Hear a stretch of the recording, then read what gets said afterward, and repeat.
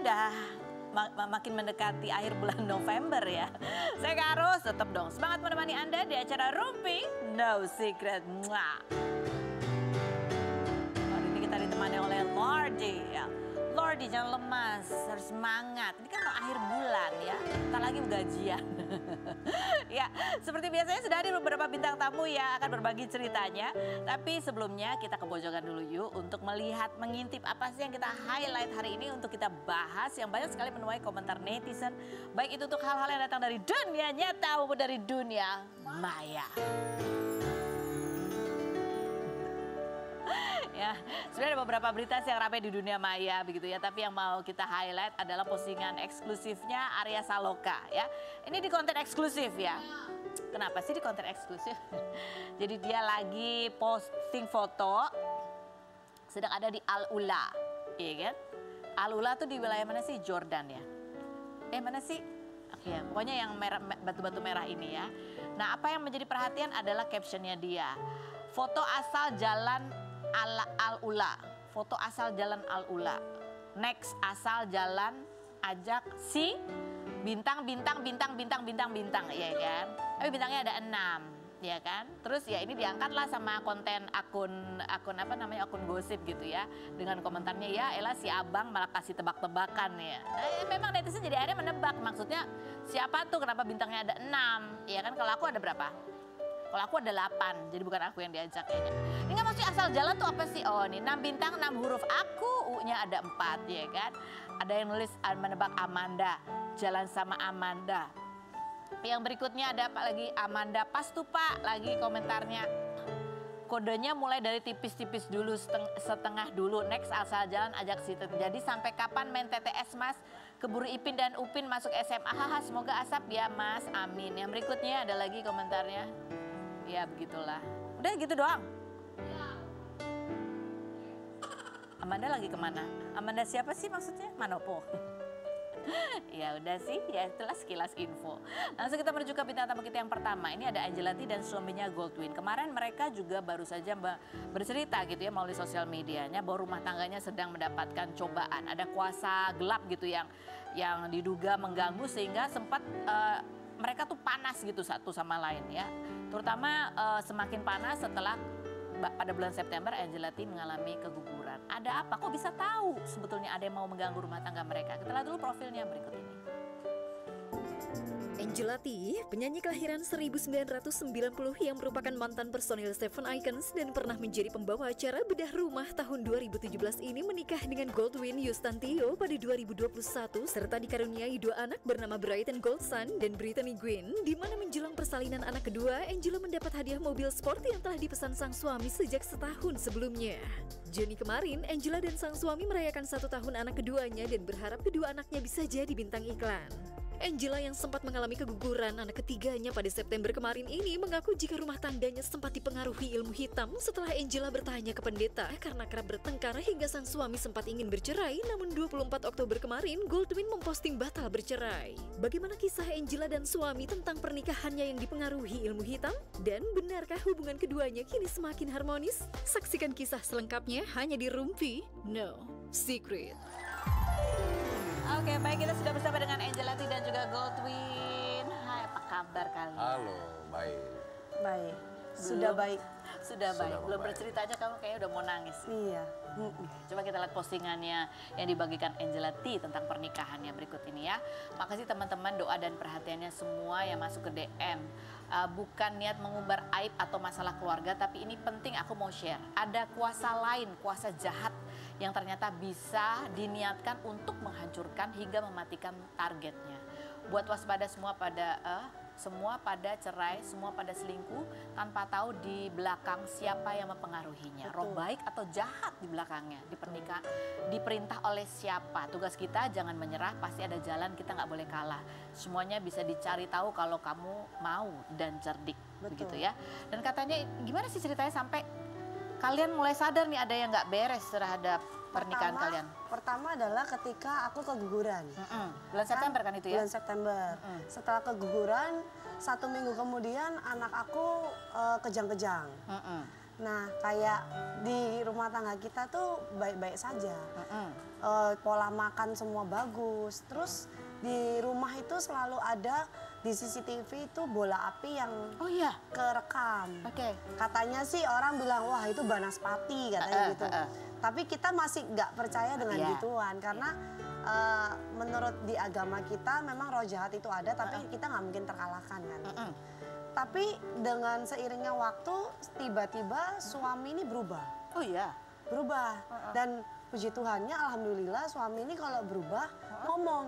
Oh Dia iya. bilang kayak, aku lihat muka kamu udah tua banget, terus aku kayak benci aja sama kamu. Jadi gitu. aku nggak pulang rumah dulu ya gitu. Oke. Mungkin gue bisa cerita. Ini kan ya perasaan yang beda yang kamu rasakan pada saat itu. Apa sih sebetulnya?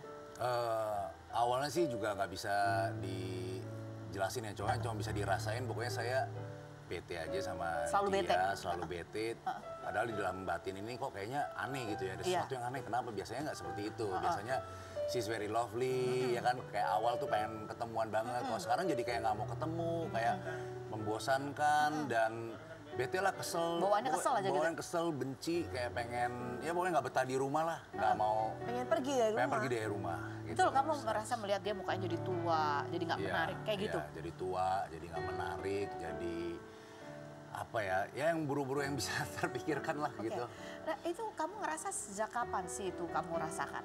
Udah beberapa bulan sih. Sebelum beberapa bulan September itu? Iya, sebelum bulan September itu. Sebelum udah, bulan September, yes. kamu udah ngerasain itu, tapi kamu tahan.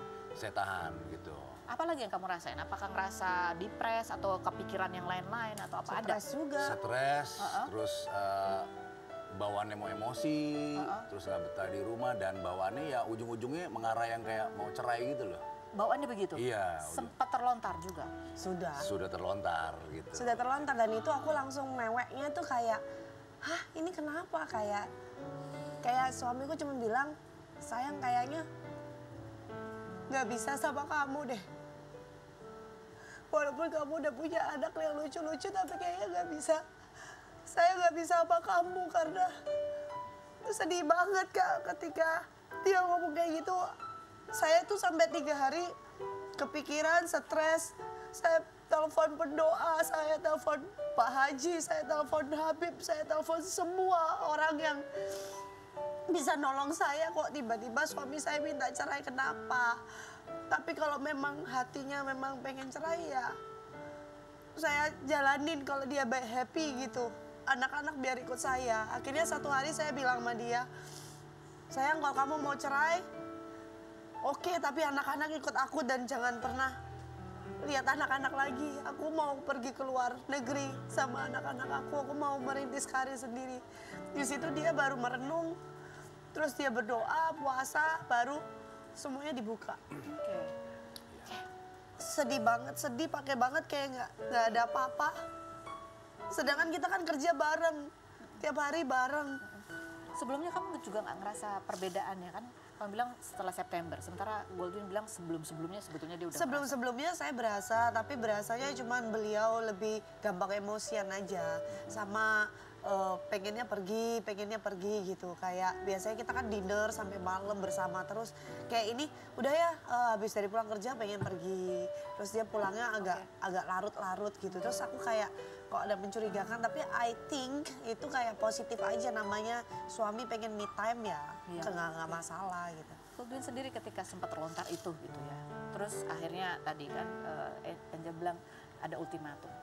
Apa yang terus kemudian terjadi pada kamu ketika ya kamu sempat sesudah melontarkan itu?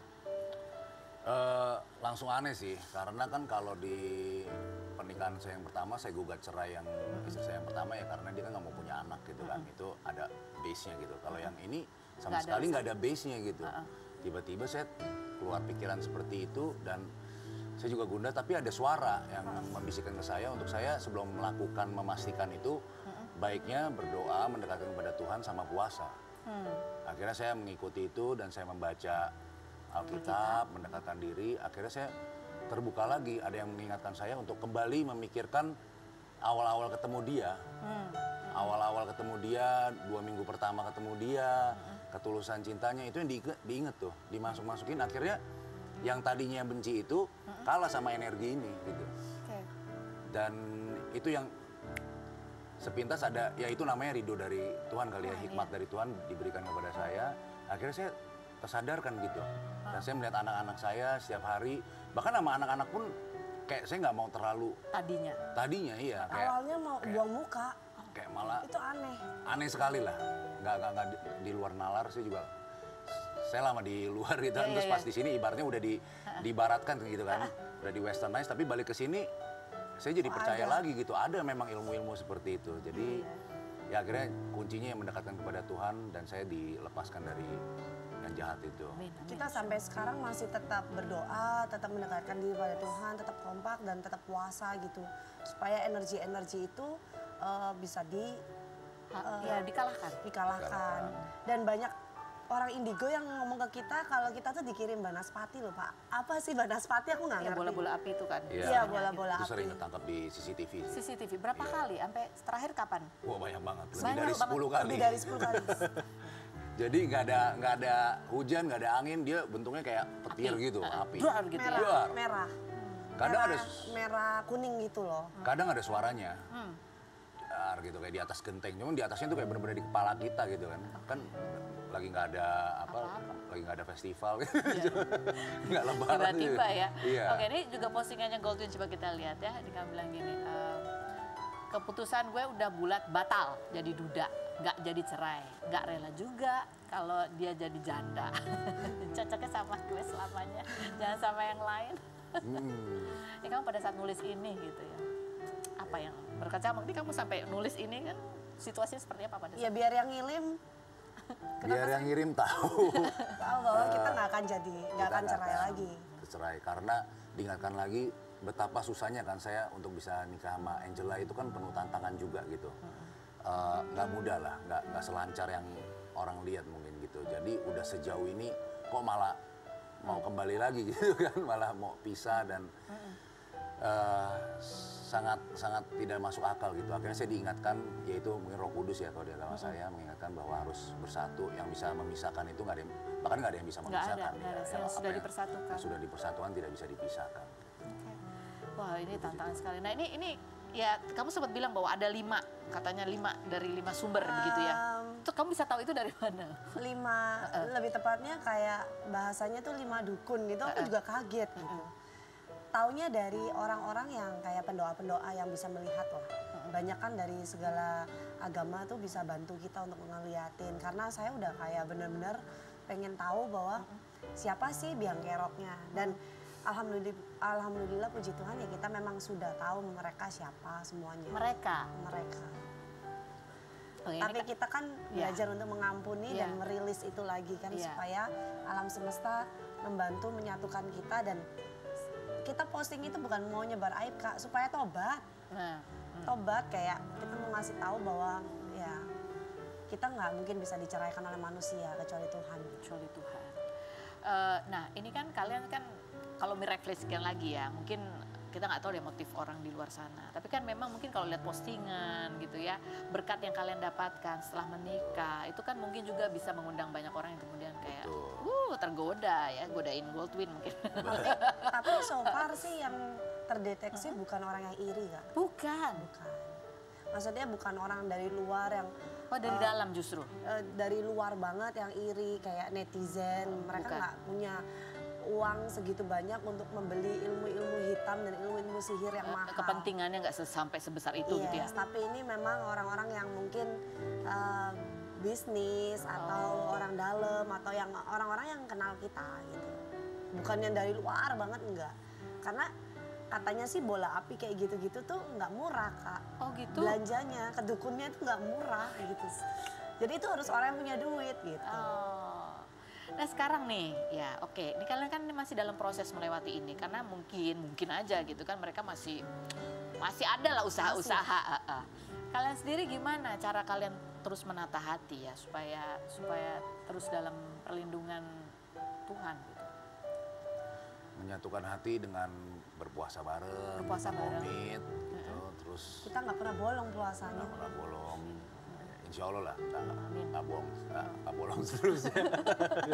Dan melakukan hal-hal baik. Ya. Kita mulai punya komitmen untuk beramal tiap Berdamai. pagi sama tiap malam. Oke, lebih intens lagi Yes. begitu ya. Jadi beramal, bersedekah. Ya bersedekah, beramal, Berpuasa. berdoa, berpuasa. Kayak udah mendekatkan dirinya tuh mentok gitu loh. Kayak nggak boleh bolong lagi. Kalau dulu kan mungkin masih bisa berpikir kayak kita lagi yang namanya syuting, lagi kerja, lagi gini. Kita melupakan itu. Kalau sekarang nggak berani justru.